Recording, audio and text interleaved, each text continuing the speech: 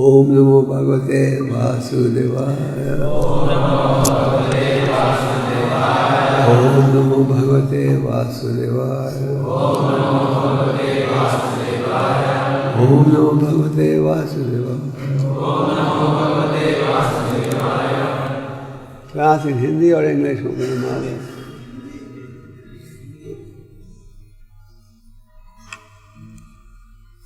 Shrimad Bhagavatam Canto 9, Chapter 9, Text 44. Na balye api mati mayam dharme ramate kvache napasyam uttama shloka anya kinchana vasvaham navali api matir mayam dharme ramate kvache napasyam uttama shloka anya kinchana vasvaham Nabali api matir mayam dharme ramate kvache napasyam uttama shloka anya kinchana vasvaham Nabali api matir mayam dharme ramate kvache napasyam uttama shloka anya kinchana vastavaham.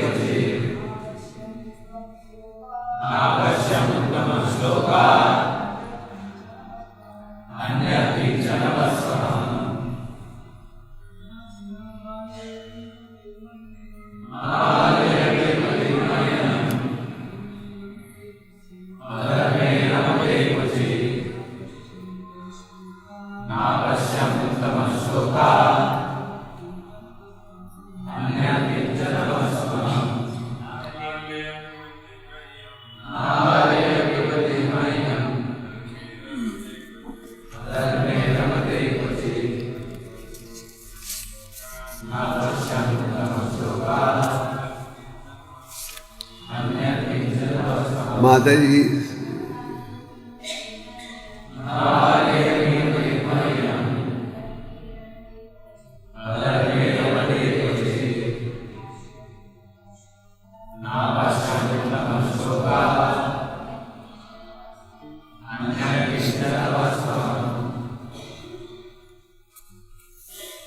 कोई शब्द अर्थ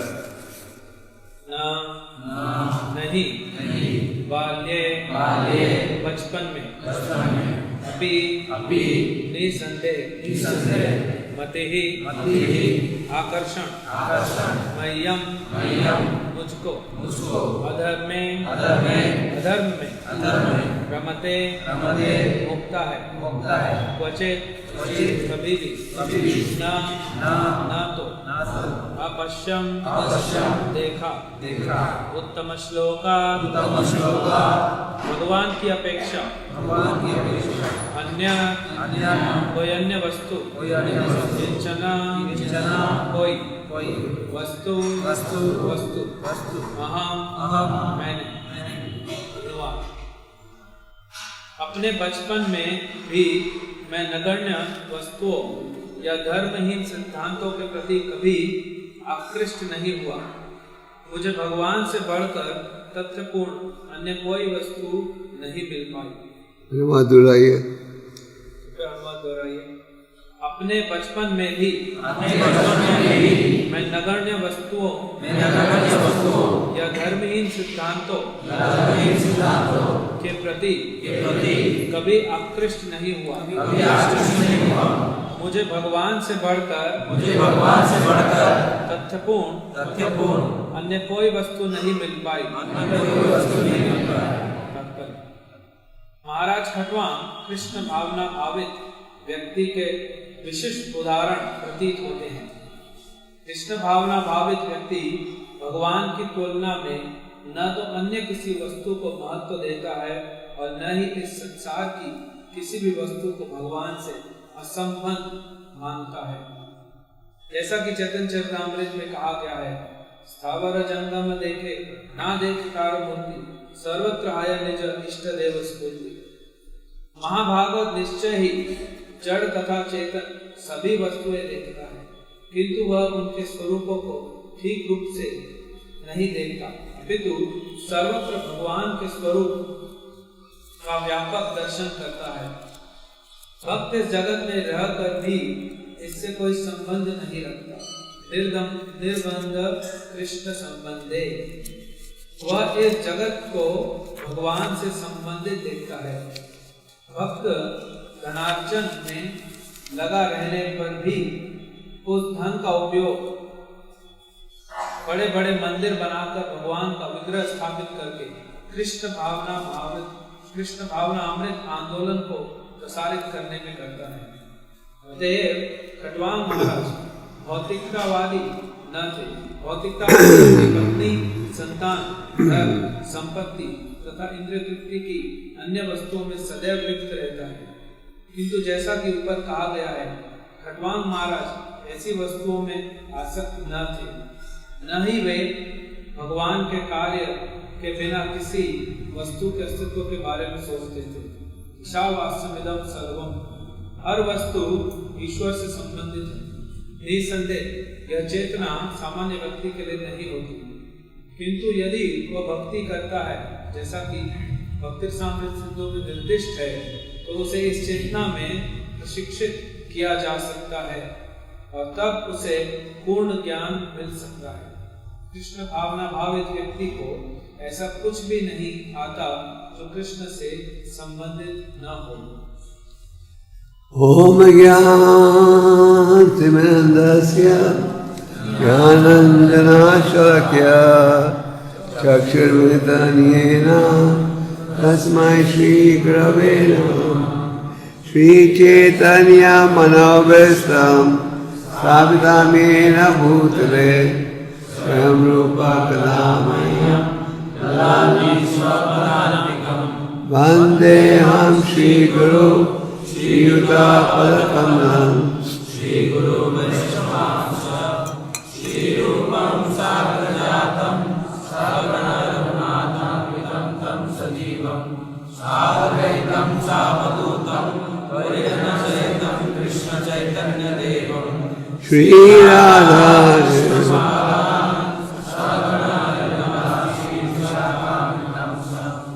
हे कृष्णा करुणा सिंधु दीनबंधु जगत्पते गोपेश गोपिका कांत राधा कांत नमस्ते तप्त कांचन गौरांगी राधे वृंदावनेश्वरी वृषभानुसुते देवी प्रणमामि हरिप्रिये वाञ्छाकल्पतरुभ्यश्च कृपा सिन्धुभ्येव च पतितानां पावनेभ्यो वैष्णवेभ्यो नमो नमः।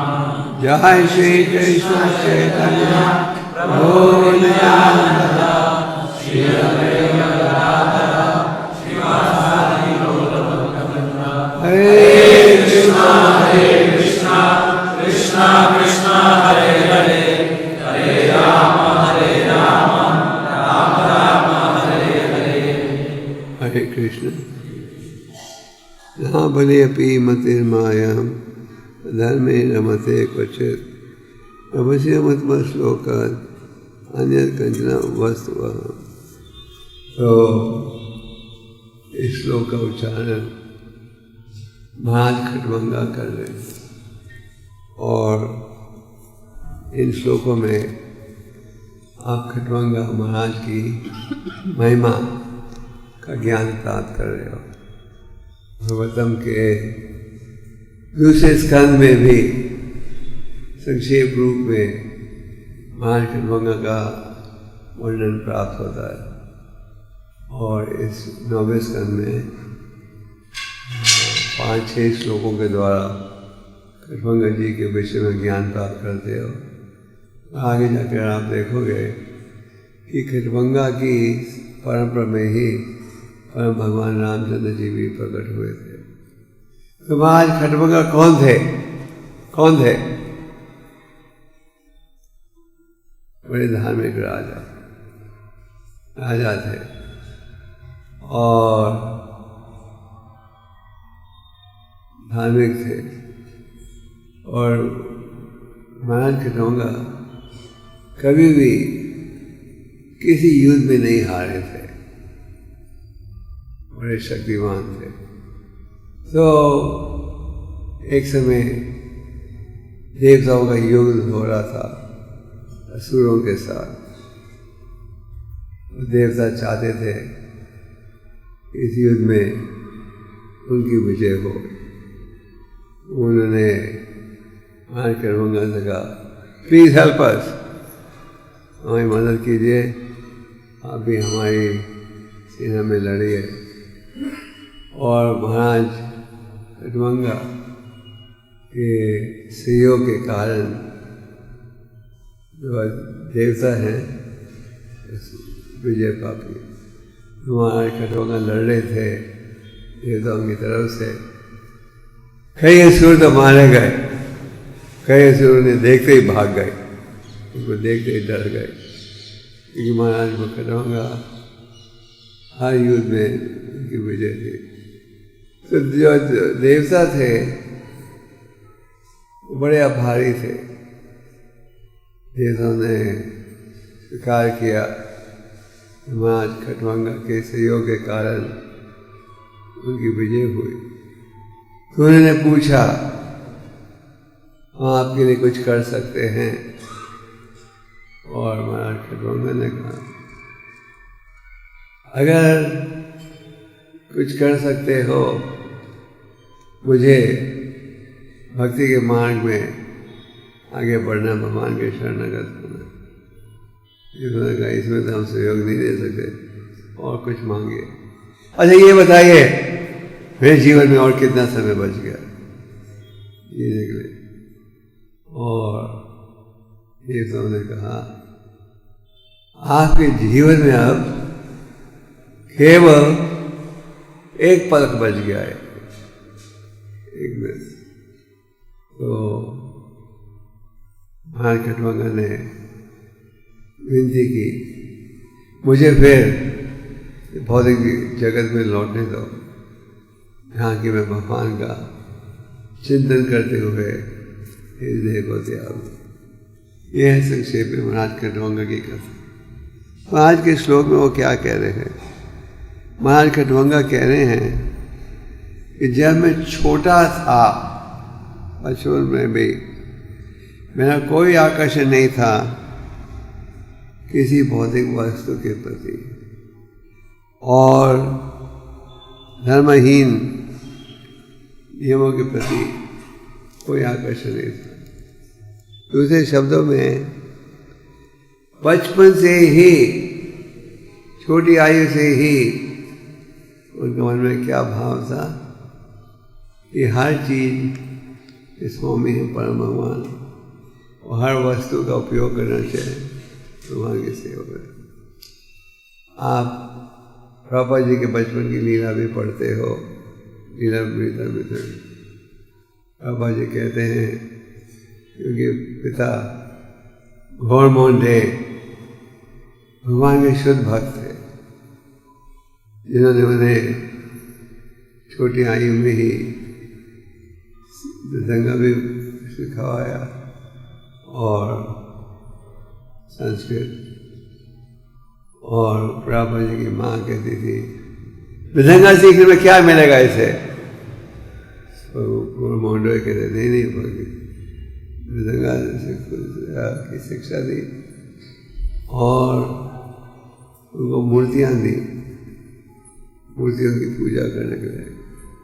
बाबा जी के घर के निकट पड़ोस में एक मालिक खानदान का घर था, जहाँ की राधा कृष्ण की पूजा होती थी। बाबा देखते थे ये पूजा कैसे करते हैं, जो मूर्तियाँ उनके पिता ने उन्हें दी थी उनको फिर वो उसकी नकल करते थे। दूसरे शब्दों में, छोटी आयु में आप देखते हो बच्चे खेलते हैं, कूदते हैं, भागते हैं, पर पापा जी के बचपन में भी भौतिक कार्यों के प्रति कोई रुचि नहीं थी। और छोटी आयु में 5-6 साल के जब थे, उनके पिता ने उन्हें शिक्षा दी रथ यात्रा के विषय में। पापा जी नकल करते थे रथ यात्रा की, रथ यात्रा जगन्नाथपुरी में बीतती है, उसी की नकल करके रथ यात्रा भी उन्होंने योजना बनाई भक्त मित्रों के साथ। तो बाबा जी उदाहरण देते हैं कि बचपन में खेलने कूदने की बजाय वो क्या कर रहे थे, राधा कृष्ण की पूजा और रथ यात्रा की नकल। इसी प्रकार हम पढ़ते हो परीक्षित महाराज भी छोटी आयु में ही नकल करते थे भगवान की उपासना कैसे की जाती है। भगवान ऋषिदेव की शिक्षा आप भागवतम के 5वें स्कंद में प्राप्त करते हो। और भगवान ऋषिदेव कहते हैं व्यक्ति को माता नहीं बनना चाहिए, पिता नहीं बनना चाहिए, जब तो वो क्या कर सके, अपनी औलाद को भगवान के धाम भेज सके। ये नहीं कि माता पिता के रूप में हमारा कर्तव्य है कि बच्चों को हम केवल भौतिक शिक्षा दें, नहीं, माता पिता के रूप में हमारा कर्तव्य बनता है कि हम उन्हें छोटी आयु से ही आध्यात्मिक ज्ञान प्रदान करें, जिसके सहयोग से जीवन के लक्ष्य को प्राप्त कर सकेंगे। आज के समाज में आप देखते हो कि छोटी उम्र में ही बच्चों की बुरी आदतें होती हैं। छोटी उम्र में क्यों? क्योंकि माँ बाप ये नहीं सोचते हमने जन्म दिया है तो हमें उन्हें ज्ञान देना चाहिए, जिसके द्वारा जन्म मृत्यु के बंधन से छुटकारा प्राप्त कर सकें। तो परीक्षित महाराज का भी उदाहरण है कि बचपन से ही वो आकर्षित थे भगवान की लीलाओं के प्रति। तो आज खटवंगा कह रहे हैं कि मेरा कभी बचपन में भी कोई आकर्षण नहीं था किसी कार्य के प्रति जिसका संबंध ना हो भगवान के साथ, और कोई अधर्म कार्य के प्रति भी उनकी कोई रुचि नहीं थी। और छोटी आयु से ही उनका आकर्षण किसके प्रति था? परम भगवान के प्रति। तो महाराज खटवंगा की कथा में हम ये भी देखते हैं, जब उन्हें ये सूचना मिली कि आपके जीवन में केवल एक ही पल बच गया है, तो उन्होंने क्या कहा, मुझे भौतिक जगत में लौटने दो, यहाँ कि मैं भगवान का चिंतन करते हुए शरीर को त्याग दूं।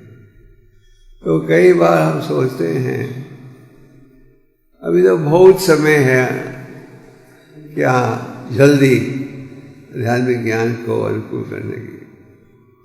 हम कल कल कल कहते रहते हैं, तो कई बार कल से पहले क्या आ जाता है, हमें ये सोचना चाहिए समय कितनी कीमती चीज है। सुना के पंडित कहते हैं ईशा के शाना एक को पीना लबया सन्ना खोती भी, एक पल का भी अगर आप दुरुपयोग करोगे तो सारे विश्व के धन से वापस नहीं ला सकते। समय का हमें ठीक उपयोग करना चाहिए। हम देखते हैं कि समय की हमें कोई चिंता ही नहीं और हम जिंदगी भर हम बौद्धिक कार्यों में समय देते हैं। पर खरवंगा की कथा से आप ये देखते हो कि ऐसे में हम सबको ये सोचना चाहिए क्या कि एक पल भी बच गया है हमारी आयु जिंदगी में। इस प्रकार का भाव रखोगे तो आप गंभीरता से जी पाओगे। अभी ये भाव रखेंगे अभी तो बहुत समय है, हम केवल 40 साल के हैं और गलत कार्य में जुड़ते रहें। समय जो है भगवान का प्रतिनिधि है। भगवद गीता में भगवान का कहते हैं समय हर चीज को नष्ट कर देता है। आज आपको देह का सूरत है, समय इसे बदसूरत बना देगा। आज आपके शरीर के अंगों में बल है, समय क्या करेगा? समय के साथ इस बल को दूर कर देगा। तो इसलिए शास्त्रों में कहना है समय का हमें उपयोग करना चाहिए भगवान की सेवा में। तात्पर्य में प्रभुपाद जी क्या कह रहे हैं? तात्पर्य में प्रभुपाद जी कह रहे हैं कि जो भगवान का भक्त है वो हर समय हर वस्तु को भगवान से जुड़ा हुआ देखता है। वो हर वस्तु को भगवान से जुड़ा हुआ देखता है। वो कभी ये नहीं सोचता ये वस्तु भगवान से जुदा है, और वो ये स्वीकार करता है कि हर वस्तु के स्वामी कौन है? परम भगवान। इसलिए हर सुविधा का उपयोग करना चाहिए। इसलिए भगवान की सेवा में यहाँ तात्पर्य में प्रभुपाद जी भक्ति रसामृत सिंधु के प्रसिद्ध श्लोक निर्बंध कृष्ण संबंधे का वर्णन कर रहे हैं। इस श्लोक में रूपक गोस्वामी क्या कह रहे हैं कि हमें हर कार्य का संबंध देखना चाहिए किसके साथ? भगवान के साथ। कोई खूबसूरत फूल देखते हो तो सोचना चाहिए कि फूल की खूबसूरती भगवान के कारण है। ये सच है। प्रभुपाद जी कहते थे हमें नोबेल प्राइज भगवान को देना चाहिए। क्यों? जो कला क्राफ्टमैनशिप एक पत्ते में होती है उसकी भी कोई नकल नहीं कर सकता। बाकी चीज़ों की तो बात छोड़ो। तो भक्त जो है हर सुविधा हर संपत्ति का उपयोग करता है भगवान के सेवा में। और प्रभुपाद जी शास्त्र में उदाहरण दे रहे हैं कि अगर धन है तो धन का उपयोग करो क्या करने के लिए? भगवान के मंदिर बनाने के लिए। भक्त का ये भाव रहता है भोक्ताराम यज्ञ तपोसम सर्वलोक महेश्वरम। परम भगवान है असली भोक्ता। हम असली भोक्ता नहीं हैं। और अगर हम ये स्वीकार करेंगे कि परम भगवान है असली स्वामी, फिर आप शांति का जीवन बिता सकोगे। आप सबका अभ्यास है, जब आप प्रचार में जाते हो कई बार आप लोगों को मिलते हो जो कहते हैं हाँ मेरा तो कुछ है ही नहीं, सब भगवान का है। तो मांगो दान, वो सोच के देंगे। एक शब्द पे कह रहे सब भगवान मालिक है, एक बिल्डिंग में भगवान की है, और दूसरी तरफ से सब कुछ अपने हाथ में रखते हैं। तो हमें हमें कार्य के द्वारा ये दिखाना है कि हर चीज हर वस्तु भगवान की। जब आप पानी पीते हो, पानी का जो टेस्ट आता है, अब वो क्या कहना चाहिए? भगवान की कृपा से। तो ये ज्ञान कैसे प्राप्त होगा? हर व्यक्ति के पास ये ज्ञान होता नहीं है।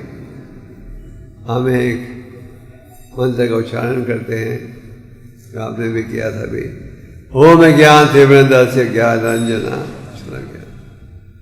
हम सबका जन्म हुआ था अज्ञानता में। जैसे जब आपका जन्म हुआ, आप लिखना पढ़ना जानते थे,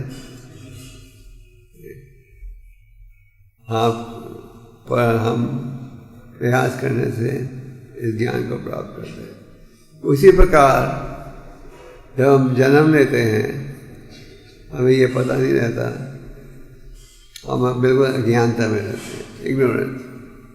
पर साधु संत की संगत में आकर हमारी जो अज्ञानता है दूर हो जाती है। उसी प्रकार ये ज्ञान कि हर वस्तु के स्वामी हैं भगवान, ये है असली वैराग्य। और हर वस्तु का उपयोग करना चाहिए भगवान की सेवा में। ये ज्ञान कैसे प्राप्त होता है? शास्त्रों की शिक्षा के द्वारा। प्रभु जी तात्पर्य की समाप्ति में कह रहे हैं, भक्ति रसम सिंधु और इन ग्रंथों के अध्ययन से हम ये समझ सकते हैं कि हर चीज़ का संबंध है कृष्ण के साथ। आप श्रीमद् भागवतम में 10वें स्कंद में ननुकवर मणिग्रीवा की कथा पढ़ते हो। एक दिन नारद मुनि जा रहे थे, उन्होंने देखा कि कुबेर के बेटे, कुबेर कौन है? देवताओं के खजांची, शराब के नशे में थे, स्त्रियों के साथ खेल रहे थे और स्त्रियों ने अपने शरीर को ढका जब नारद मुनि पहुंचे। और ये जो दो बेटे ननक और मणि के थे, इतने गहरी नशे में थे कि उन्होंने अपने शरीर को ढका नहीं।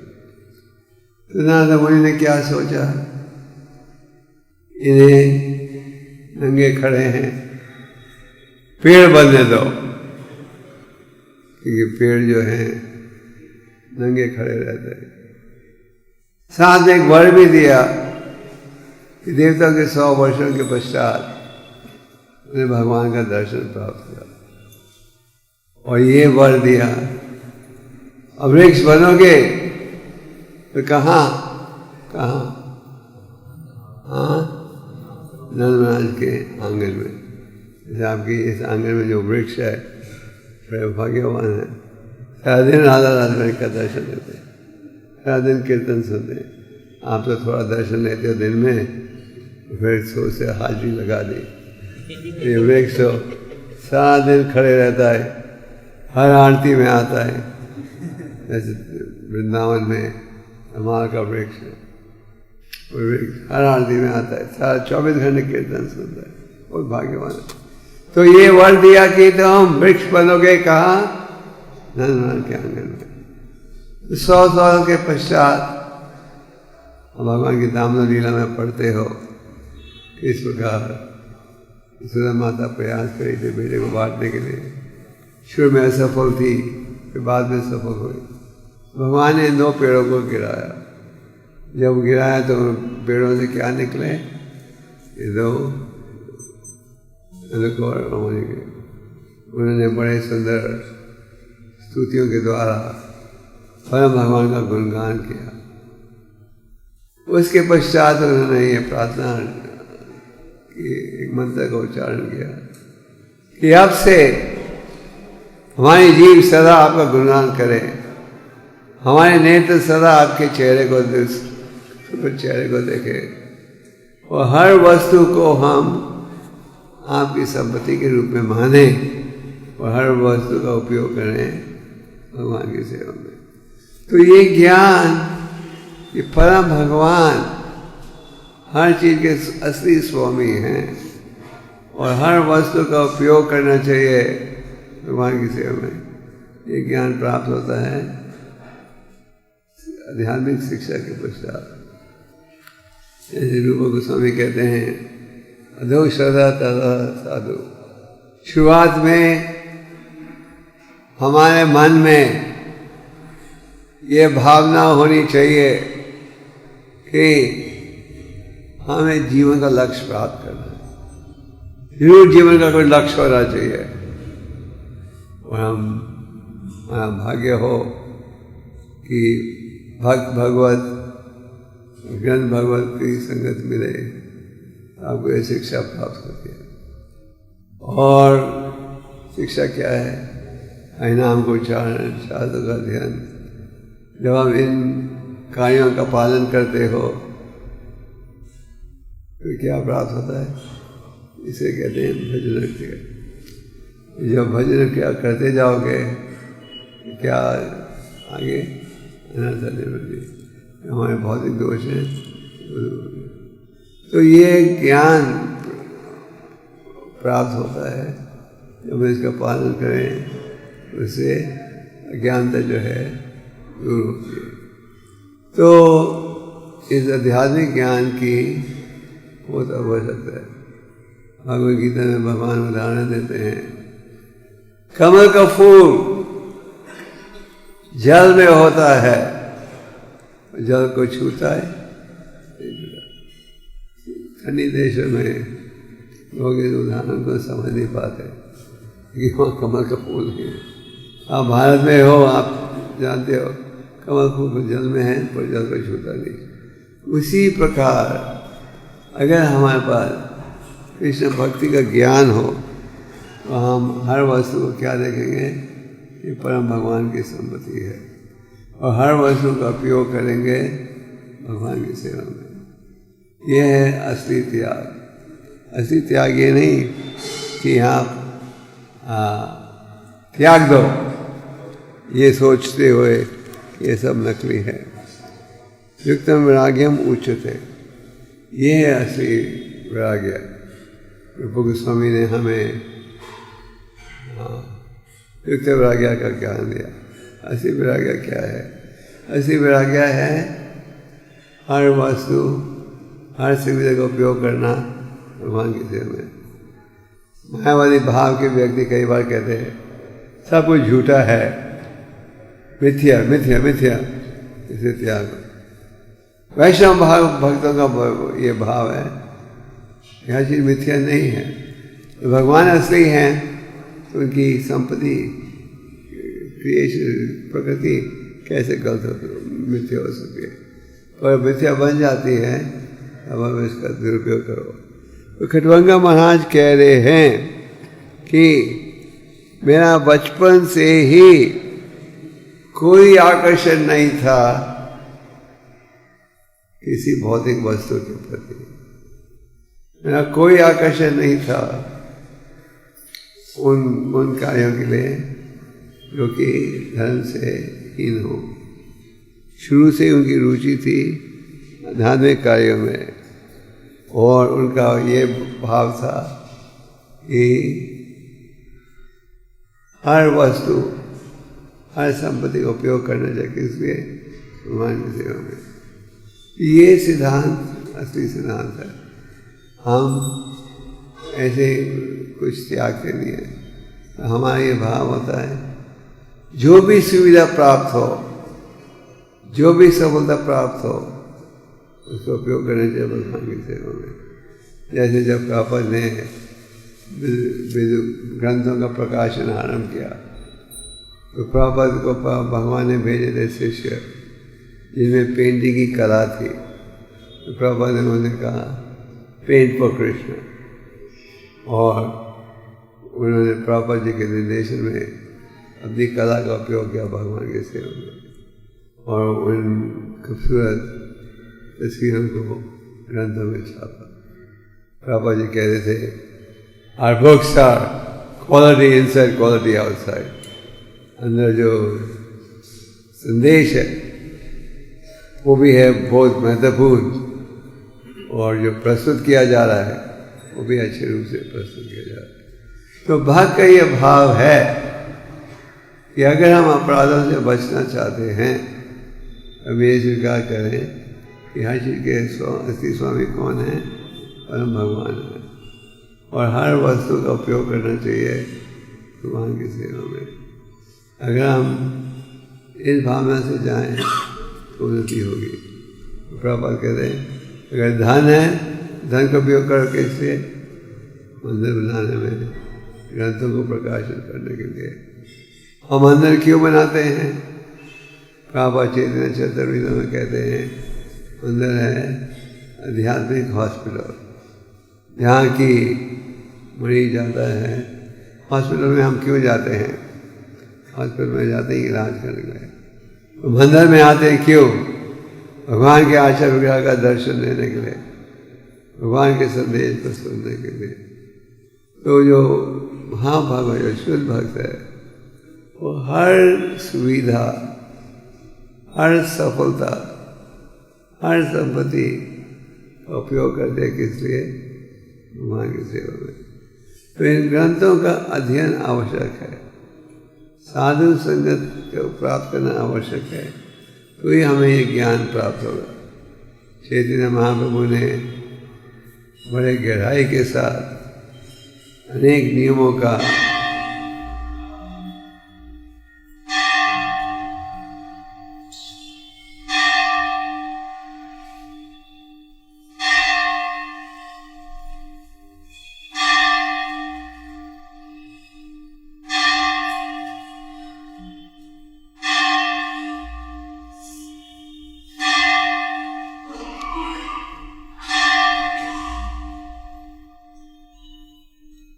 तो जो भक्त है वो ये सोचता है हर सफलता प्राप्त हुई है भगवान की भक्ति कृपा का है। शरीर में कुछ योग्यता है, योग्यता प्राप्त हो रही है किस लिए? भगवान के द्वारा। ये भाव होना चाहिए। ये भाव, ये ज्ञान प्राप्त होगा केवल अगर हम साधु संगत में आए। साधु संगत में आकर ही आप क्लेशों से मुक्त हो सकते हो। भागवतम के 30 स्कंद में आप देवहूति और उनके पुत्र कपिला का वार्तालाप पढ़ते हो।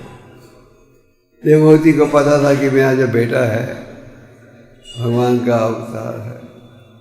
देवहूति ने बेटे से कहा तो मेरे आध्यात्मिक नेत्र हो और मैं कष्टों से मुक्ति चाहती हूँ, तुम मुझे बताओ कैसे प्राप्त हो। तो कपिलदेव भगवान ने कहा, वो बड़े प्रसन्न हुए इस प्रश्न को सुनकर। उन्होंने कहा हमें किसी आध्यात्मिकवादी व्यक्ति के प्रति आकर्षित होना चाहिए, क्योंकि अगर हम आसक्ति बढ़ाएंगे साधु के प्रति तो इसका क्या परिणाम होगा? भौतिकवाद के प्रति आसक्ति घटेगी, अनासक्ति प्रकट होगी। तो साधु के प्रति आकर्षण बढ़ेगा तो फिर शिक्षा भी ग्रहण करोगे। इसीलिए चैतन्य चरितामृत में कहा गया है साधु संग सर्वशास्त्र का धावा मात्र साधु संग सर्वश्रेय। एक पल के लिए भी अगर आपको शुद्ध भक्ति संगत मिले आपका जीवन सुधर सकता है। तो देवहूति के प्रश्न के उत्तर में कपिलदेव भगवान का संतों के प्रति आकर्षण बढ़ाओ।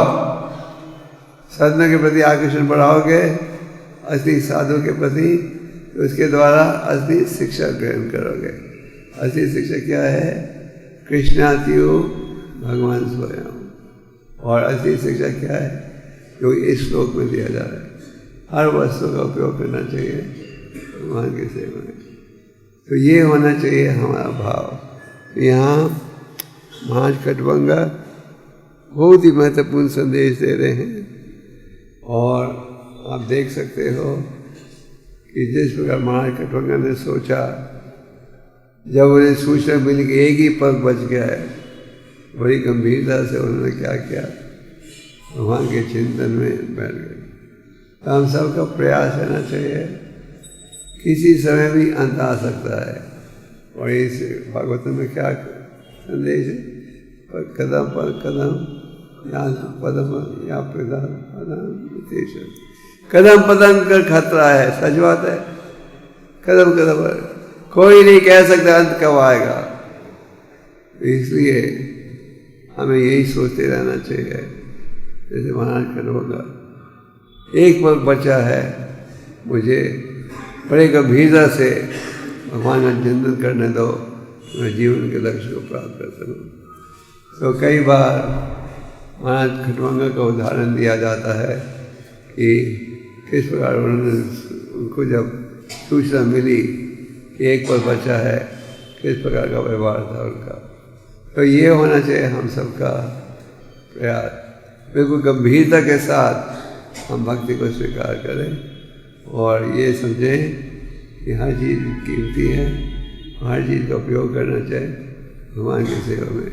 और हर वस्तु को देखो भगवान के संबंध में, वो है जीवन की सफलता। तो और महाराज खटवंगा बचपन से ही जुड़े थे किसमें? धार्मिक कार्यों में। तो ये होना चाहिए हमारा भाव। बच्चों को बचपन से ही शिक्षा दो।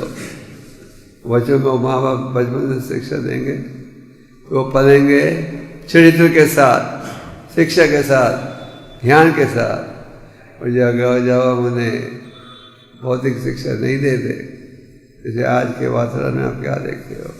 आज के वातावरण में देखते हो बच्चे पल जाते हैं बुरी आदतों के साथ, और फिर आप जब सुधारने का प्रयास करो तो सब होते।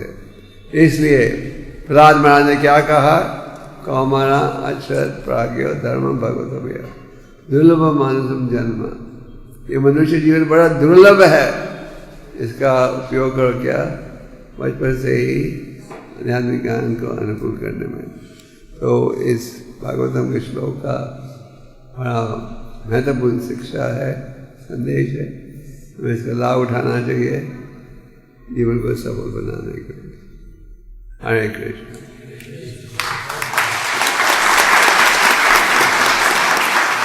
आज अभी आप लोगों ने स्कूल में भी जाना है, तो what time you have to गो?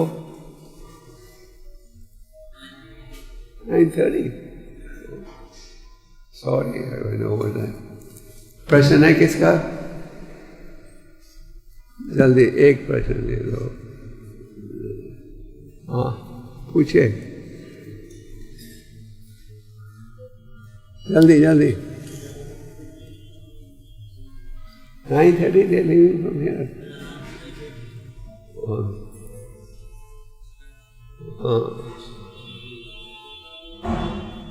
आप बता रहे थे कि साधु के प्रति आकर्षण बढ़ाना चाहिए, तो वो हम कैसे समझे?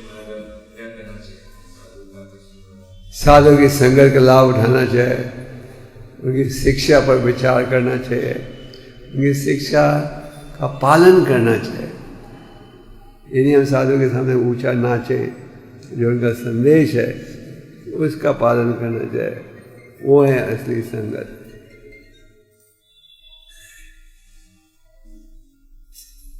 और भगवान ईश्वर कहते हैं महत सेवा, आत्माओं की सेवा करो, उससे उन्नति होती है।